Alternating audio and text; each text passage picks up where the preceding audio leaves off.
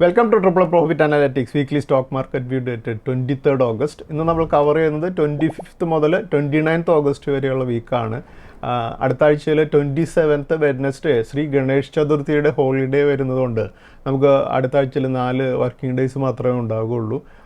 എന്തായാലും next വീക്കോടുകൂടി August മന്തിൻ്റെ trading അവസാനിക്കും. അതിനുശേഷം നമ്മൾ സെപ്റ്റംബർ മന്തിലേക്ക് കടക്കുകയാണ്. അതുപോലെ നെക്സ്റ്റ് വീക്കിൽ തേഴ്സ്ഡേ ആണ് ഈ മന്തിൻ്റെ എക്സ്പയറി ഡേയും വരുന്നത്. നമ്മൾ കഴിഞ്ഞ ആഴ്ചയിൽ മൺഡേ നമ്മൾ കണ്ടത് മാർക്കറ്റ് വലിയൊരു റാലിയോട് കൂടി ഉള്ള ഓപ്പണിംഗ് ആയിരുന്നു. അത് ഇൻഡിപെൻഡൻസ് ഡേക്ക് ജി എസ് ടിയിൽ പുതിയതായിട്ട് 2 സ്ലാബിലേക്ക് കൊണ്ടുവരാനായിട്ട്, അതായത് 5%ഉം 18%ഉം എന്നുള്ള 2 സ്ലാബിലേക്ക് കൊണ്ടുവരാനുള്ളൊരു തീരുമാനം ഗവൺമെൻറ്റിൻ്റെ ഭാഗത്തു നിന്ന് ഇൻഡിപെൻഡൻസ് ഡേയുടെ സ്പീച്ചിൽ പ്രൈം മിനിസ്റ്റർ ഡിക്ലെയർ ചെയ്തതോടുകൂടി മാർക്കറ്റ് വളരെ വലിയൊരു സെലിബ്രേഷനോട് കൂടിയാണ് മൺഡേ ട്രേഡിംഗ് തുടങ്ങിയത്. നമ്മൾ കഴിഞ്ഞ വീക്കിൽ വീഡിയോയിൽ നമ്മൾ ഡിസ്കസ് ചെയ്തപ്പോൾ ഇത് ഈ ജി എസ് ടിയുടെ റേറ്റിലുണ്ടാകുന്ന കട്ട് വലിയൊരു സ്റ്റിമുലസ് ആയി നമ്മുടെ ഇന്ത്യൻ മാർക്കറ്റിന് അനുഭവപ്പെടുമെന്നും അതിനെ തുടർന്ന് നമ്മുടെ ഡൊമസ്റ്റിക് കൺസംഷൻ വലിയ രീതിയിൽ കൂടാനുള്ള പോസിബിലിറ്റിയെക്കുറിച്ച് നമ്മൾ ഡിസ്കസ് ചെയ്യുകയുണ്ടായി. അത് റിയലൈസ് ചെയ്തുകൊണ്ട് തന്നെയാണ് മാർക്കറ്റ് മൺഡേയിൽ വലിയ ഒരു റാലി നടത്തിയിരുന്നത്. നമുക്ക് നോക്കുകയാണെങ്കിൽ നമുക്ക് കാണാൻ സാധിക്കും 28% എന്നുള്ളൊരു ജി എസ് ടി റേറ്റ് ഇല്ലാതാവുകയും അതിൽ നിന്ന് ഓൾമോസ്റ്റ് ഓട്ടോമൊബൈൽസ് പോലെയുള്ള അങ്ങനെയുള്ള ഐറ്റംസിൻ്റെയൊക്കെ റേറ്റ്സ് മേജറായിട്ടുള്ള ലക്ഷറി ഐറ്റംസ് ഒഴികെയുള്ള എല്ലാത്തിനും 28-ൽ നിന്ന് 18% വരുമ്പോൾ അത് മിഡിൽ ക്ലാസ്സിനെ സംബന്ധിച്ചിടത്തോളം വലിയൊരു ആശ്വാസമായിരിക്കും. അതുപോലെ തന്നെ 12% എന്നുള്ള ആ ഒരു റേറ്റ് അബോളിഷ് ചെയ്തുകൊണ്ട് 12%ലുള്ള ഓൾമോസ്റ്റ് ഒരു 99% ഐറ്റംസും 5%ലേക്ക് വരിക എന്ന് പറയുമ്പോൾ കുറേയധികം വലിയ ഒരു എമൗണ്ടാണ് ഇന്ത്യയിലെ മിഡിൽ ക്ലാസ്സിൻ്റെ കയ്യിൽ സ്പെൻഡ് ചെയ്യാനായിട്ട് വരിക. ഗവൺമെൻറ്റിനെ സംബന്ധിച്ചിടത്തോളം ഇനീഷ്യലി ഒരു വലിയ റവന്യൂ ലോസൊക്കെ ഉണ്ടാകാമെന്നുണ്ടെങ്കിലും വരും ദിവസങ്ങളിൽ കൂടുതൽ ഈ ജി എസ് ടിയുടെ കംപ്ലയൻസിലേക്ക് ഇത് വലിയൊരു കമ്പൽഷനായിട്ട് വരും. കാരണം നമ്മൾ ജി എസ് ടി നൽകാതെ ബിസിനസ് ചെയ്യുന്ന പല അൺഓർഗനൈസ്ഡ് ആയിട്ടുള്ള ബിസിനസ് സെഗ്മെൻറ്റ്സും ഇനി അത് ജി എസ് ടി നൽകാതെ ബിസിനസ് ചെയ്യുന്നതിനേക്കാളും റിസ്ക് കുറവാണെന്നുള്ളതും അതിൽ ഈ ഇപ്പോൾ ഉള്ള റേറ്റുകളുടെ ഉള്ളിൽ നിന്നുകൊണ്ട് തന്നെ പ്രോഫിറ്റിൽ ബിസിനസ് ചെയ്യാമെന്നുള്ള രീതിയിലേക്ക് കൂടുതൽ ബിസിനസ്സുകൾ വരുമ്പോൾ ആ റവന്യൂ ഇപ്പോൾ നമ്മൾ കണ്ടു കഴിഞ്ഞ ചില മാസങ്ങളിലൊക്കെ ഇന്ത്യയുടെ G S T collection 2 lakhs crore കടക്കുന്നത് കണ്ടുവല്ലോ. അപ്പോൾ ഇനീഷ്യലി ഒരു ചെറിയൊരു റവന്യൂ ലോസ് ഉണ്ടാകുന്നുണ്ടെങ്കിലും പിന്നീട് അത് മേക്കപ്പ് ചെയ്ത് 2 lakhs crore പിന്നെ 3 lakhs crore ഉയർന്നു വരുമെന്ന് തന്നെ നമുക്ക് പ്രതീക്ഷിക്കാം. അതുകൊണ്ട് തന്നെയാണ് ഈ ഒരു G S T rate cut initially ഉണ്ടാകുന്ന റവന്യൂ ലോസിനേക്കാൾ കൂടുതൽ ലോങ് ടൈമിൽ ഗവൺമെൻറ്റിനെ സംബന്ധിച്ചിടത്തോളം, അതുപോലെ തന്നെ ഇന്ത്യയുടെ ഒരു ഫിനാൻഷ്യൽ സ്ട്രക്ചറിനെ തന്നെ ഒരു വലിയൊരു മാറ്റത്തിലേക്ക് കൊണ്ടുവരാനായിട്ട് സാധിക്കും. നമുക്കറിയാം ഇപ്പോഴത്തെ ഈ UPI വഴിയുള്ള പേയ്മെൻറ്റുകളൊക്കെ അധികം വന്നതുകൊണ്ട് തന്നെ ചെറിയ ബിസിനസ്സുകൾ പോലും പേയ്മെൻറ്റുകളെല്ലാം ബാങ്ക് അക്കൗണ്ടിൽ കൂടെയാണ് നടത്തുന്നത്. അപ്പോൾ അതുകൊണ്ട് തന്നെ വരും ദിവസങ്ങളിൽ എല്ലാ ബിസിനസ്സുകളും ഈ ജി എസ് ടി കൊടുത്തുകൊണ്ട് തന്നെ ബിസിനസ് ചെയ്യേണ്ട രീതിയിലേക്ക് വരും. ആ സമയത്ത് ഹയർ റേറ്റ്സ് നിൽക്കുകയാണെങ്കിൽ അത് ഒരുപക്ഷെ എല്ലാ ബിസിനസ്സുകൾക്കൊന്നും എല്ലാ ബിസിനസ്സുകൾക്കും പ്രോഫിറ്റിൽ പോകാൻ സാധിക്കണമെന്നില്ല. അപ്പോൾ അതുകൊണ്ട് താഴെയുള്ള റേറ്റുകളിൽ നിലനിൽക്കുകയാണെങ്കിൽ നമുക്കൊരു തൊഴിൽ നഷ്ടമില്ലാതെയൊക്കെ തന്നെ പല ബിസിനസ്സുകൾക്കും ഈ ജി എസ് ടികൾ കൊടുത്തുകൊണ്ട് തന്നെ പ്രോഫിറ്റിൽ ബിസിനസ് ചെയ്യാൻ സാധിക്കുകയും അതുകൊണ്ട് ജോബ് ലോസ് ഒന്നും ഇല്ലാതെ തന്നെ വരും ദിവസങ്ങളിൽ നമുക്ക് കൂടുതൽ ഫോമൽ അല്ലാത്ത ബിസിനസ്സുകൾക്കും ഇപ്പോൾ ഫോമൽ സെക്ടറിലേക്ക് വരാനും ബാങ്കിങ് സെക്ടറിലൂടെയൊക്കെ ബിസിനസ്സുകൾ ചെയ്ത് ജി എസ് ടി പേ ചെയ്തുകൊണ്ട് തന്നെ ബിസിനസ് നല്ല രീതിയിൽ ചെയ്യാൻ സാധിക്കും എന്നതാണ് ഇതിൻ്റെ ഒരു വലിയൊരു പോസിറ്റീവായിട്ടുള്ളൊരു ഘടകം. അപ്പോൾ നമ്മളിപ്പോൾ കാണുന്നത് നിഫ്റ്റിയുടെ കഴിഞ്ഞ വീക്കിലി ചാർട്ടാണ്. വീക്കിൽ നമുക്ക് കാണാൻ സാധിക്കും 238 പോയിൻറ്റ്സ് ഉയർന്നാണ് നിഫ്റ്റി 24,870 ക്ലോസ് ചെയ്തിരിക്കുന്നത് നമുക്ക് കാണാൻ സാധിക്കും. എന്തായാലും നിഫ്റ്റിയുടെ ഒരു ഓൾമോസ്റ്റ് ഒരു 6 വീക്സിൻ്റെ ഒരു ഡൗൺ ട്രെൻഡിൽ നിന്നും കഴിഞ്ഞ വീക്കിൽ നിഫ്റ്റി ഒരു റിവേഴ്സ് ചെയ്ത് ക്ലോസ് ചെയ്തു എന്നുണ്ടെങ്കിൽ ഈ വീക്കിൽ വീണ്ടും അവിടെ നിന്ന് ഒരു 238 പോയിൻറ്റ്സ് കൂടെ ഉയർന്നാണ് ക്ലോസ് ചെയ്തിരിക്കുന്നത്. എന്തായാലും ഈ താരിഫിൻ്റെ ഒരു ത്രെട്ട് കഴിഞ്ഞ ദിവസങ്ങളിലൊക്കെ മാർക്കറ്റിൻ്റെ ഒരു പ്രഷറായിട്ട് നിന്നു എന്നുണ്ടെങ്കിലും നമുക്കറിയാം 27 ഓഗസ്റ്റിന് വീണ്ടും അടുത്തൊരു 25% താരിഫ് കൂടെ വരുന്നുണ്ടെങ്കിലും ഗവൺമെൻറ് വളരെ ബോൾഡായിട്ട് അതിനെ ഫേസ് ചെയ്യാനായിട്ടുള്ള രീതിയിൽ തന്നെ അതിലൊരു കോംപ്രമൈസ് ഇല്ല എന്നുള്ളൊരു ഇന്ത്യൻ ഫാമേഴ്സിനെയൊക്കെ ടോട്ടലി അവരുടെ ലിവ്ലിഹുഡിനെ അഫക്റ്റ് ചെയ്യാവുന്ന രീതിയിലേക്കുള്ള പ്രഷർ ടാക്ടിക്സ് യു എസിൻ്റെ ഭാഗത്തുനിന്ന് ഉണ്ടാകുന്നുണ്ടെങ്കിലും ഗവൺമെൻറ് അതിനൊന്നും നമ്മളതിന് കോംപ്രമൈസ് ചെയ്യാത്ത രീതിയിലുള്ള പോളിസീസിൽ തന്നെയാണ് സ്റ്റിക്ക് ഓൺ ചെയ്യുന്നത്. അതെന്തായാലും വളരെ ബോൾഡായിട്ടുള്ളൊരു മൂവ് തന്നെയാണ് നമ്മളെ സംബന്ധിച്ചിടത്തോളം. നമ്മൾ കണ്ടത് പലപ്പോഴും പല രാജ്യങ്ങളുടെ ഇടയിലും എടുത്തും യു എസ് ഇതുപോലെയുള്ള പ്രഷർ ടാക്ടിക്സ് നടത്തിയതിന് ശേഷം കുറെ കഴിയുമ്പോൾ അവരെ സംബന്ധിച്ചിടത്തോളം അതിൽ വിജയിക്കുന്നില്ല എന്ന് കാണുമ്പോൾ അതിൽ നിന്ന് പുറകിലേക്ക് പോകുന്നത് നമ്മൾ കാണുന്നുണ്ട്. അത് പ്രത്യേകിച്ച് നമ്മൾ ചൈനയുടെ അടുത്തും കണ്ടതാണ്. അപ്പോൾ ഇന്ത്യയുടെ അടുത്തും ഇതുപോലെയുള്ള അഗ്രികൾച്ചർ സെക്ടറൊക്കെ ഓപ്പൺ ചെയ്ത് കൊടുക്കുക എന്ന് പറഞ്ഞു കഴിഞ്ഞാൽ അതൊരു വലിയൊരു ഡിസാസ്റ്ററിലേക്കായിരിക്കും ഇന്ത്യൻ എക്കണോമിയെ കൊണ്ടെത്തിക്കുക. അതുകൊണ്ട് തന്നെ അതിന് ഒരിക്കലും ഏതൊരു ഗവൺമെൻറ് ആയാലും അതിന് തയ്യാറാകാനായിട്ട് സാധിക്കില്ല.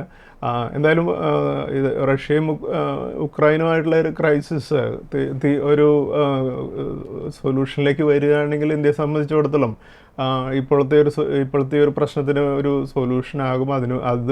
അതിനാണ് ഇപ്പോൾ നമ്മളെല്ലാവരും ഉറ്റുനോക്കിക്കൊണ്ടിരിക്കുന്നത്.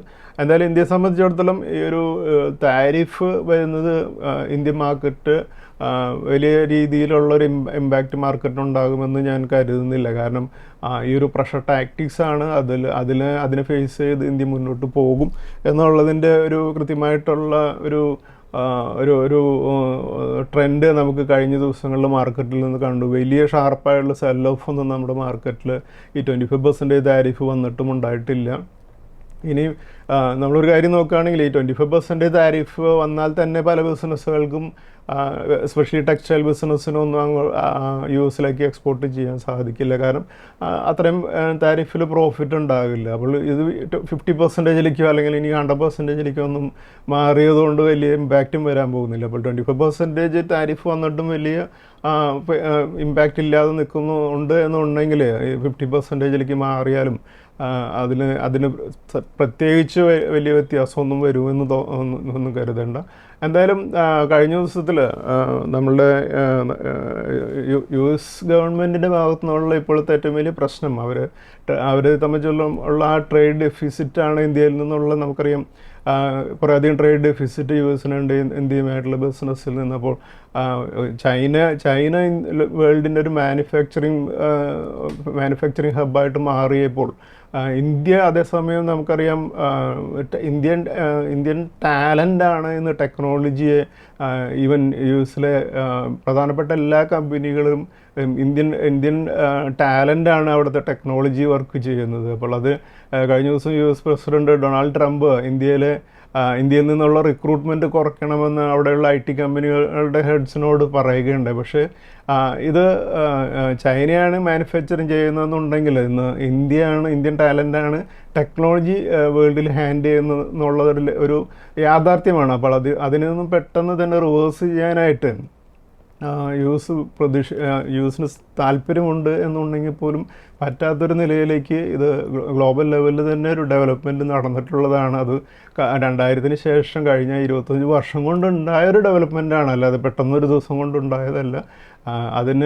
അതിന് വേണ്ടി ശ്രമിക്കുകയാണെങ്കിൽ അത് യു എസിൻ്റെ ടെക്നോളജിയെ പിന്നോട്ടടിക്കുക എന്നല്ലാതെ അവരെ സംബന്ധിച്ചിടത്തോളം അതുകൊണ്ട് ബെനിഫിറ്റ്സ് ഉണ്ടാകില്ല എന്നുള്ള ഒരു ലോങ് ടൈം ആയിട്ടുള്ള കാര്യം അവർ റിയലൈസ് ചെയ്ത് കഴിയുമ്പോൾ ഈ ഒരു കാര്യങ്ങളിലൊക്കെ ചേഞ്ചസ് വരാതെ പറ്റില്ല. അതെന്തായാലും നമുക്കൊരു പോസിറ്റീവായിട്ടുള്ള കാര്യം തന്നെയാണ്.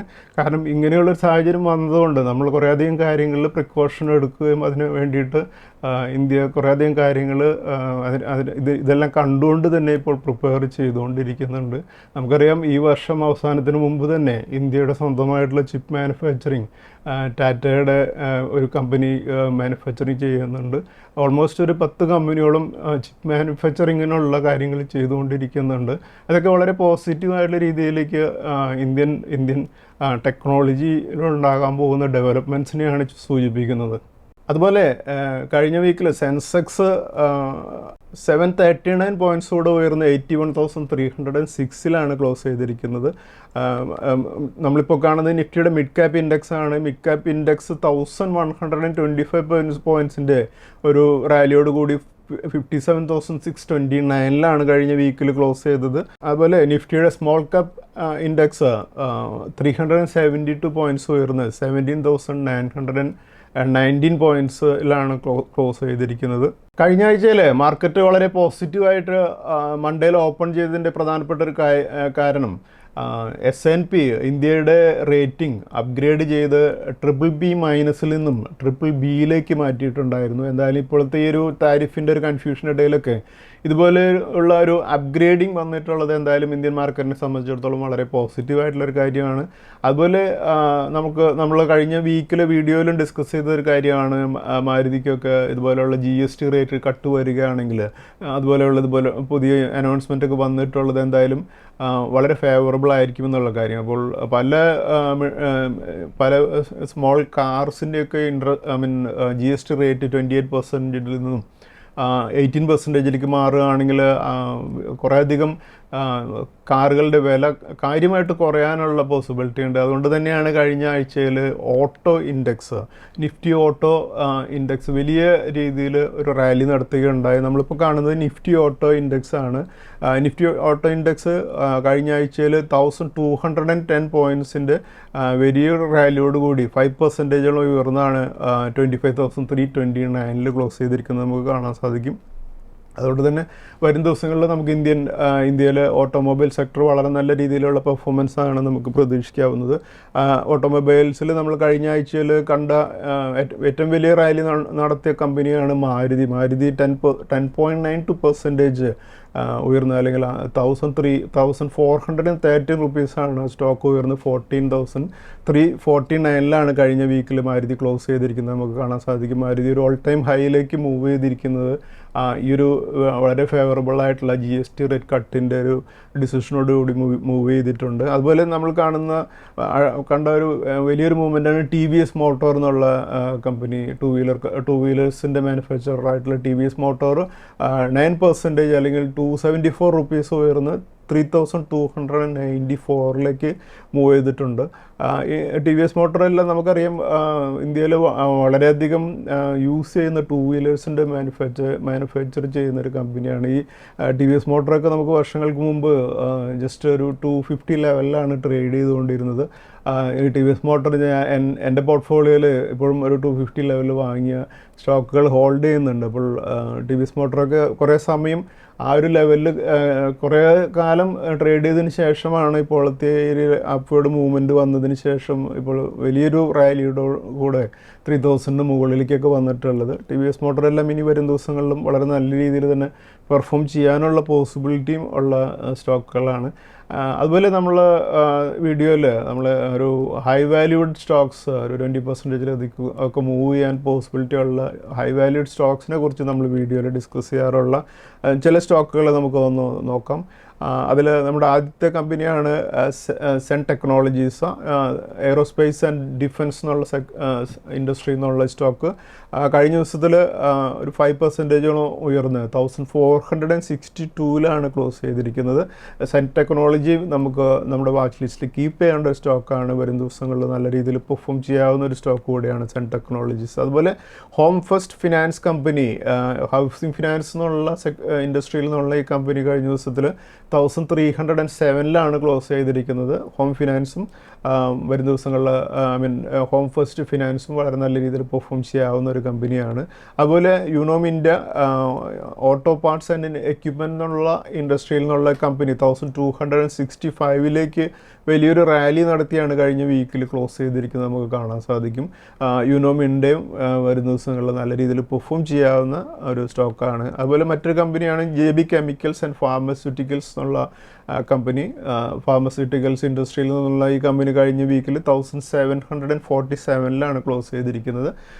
JB കെമിക്കൽസും വരും ദിവസങ്ങളിൽ നല്ല രീതിയിൽ പെർഫോം ചെയ്യാവുന്ന ഒരു കമ്പനിയാണ്. അതുപോലെ കഴിഞ്ഞ വീക്കിലെ ബെസ്റ്റ് പെർഫോമിംഗ് സ്റ്റോക്കുകൾ നോക്കുമ്പോൾ ഈ സ്റ്റോക്കുകൾ ഗോദാവരി പവർ 17% ഉയർന്നും, ലെമൺ ട്രീ ഹോട്ടൽസ് 16% ഉയർന്നും, സുന്ദരം ഫൈനാൻസ് 16% ഉയർന്നും, നാവ 15% ഉയർന്നും, PG ഇലക്ട്രോപാസ്റ്റ 15% ഉയർന്നും, വോഡാഫോൺ 14% ഉയർന്നും, ഓല 14% ഉയർന്നും, റിലയൻസ് പവർ 12% ഉയർന്നും, ഫിനോലെക്സ് ഇൻഡസ്ട്രീസ് 12% ഉയർന്നും, റെയ്മൻ ലൈഫ് സ്റ്റൈൽ 12% ഉയർന്നും, തേജസ് നെറ്റ്വർക്ക് 11% ഉയർന്നും, ആസ്ട്രാൽ 11% ഉയർന്നും, മാരുതി സുസുക്കി 10% ഉയർന്നും, വാരി എനർജീസ് 10% ഉയർന്നും, മദേഴ്സൺ സുമി വയറിംഗ് 10% ഉയർന്നാണ് ക്ലോസ് ചെയ്തത്.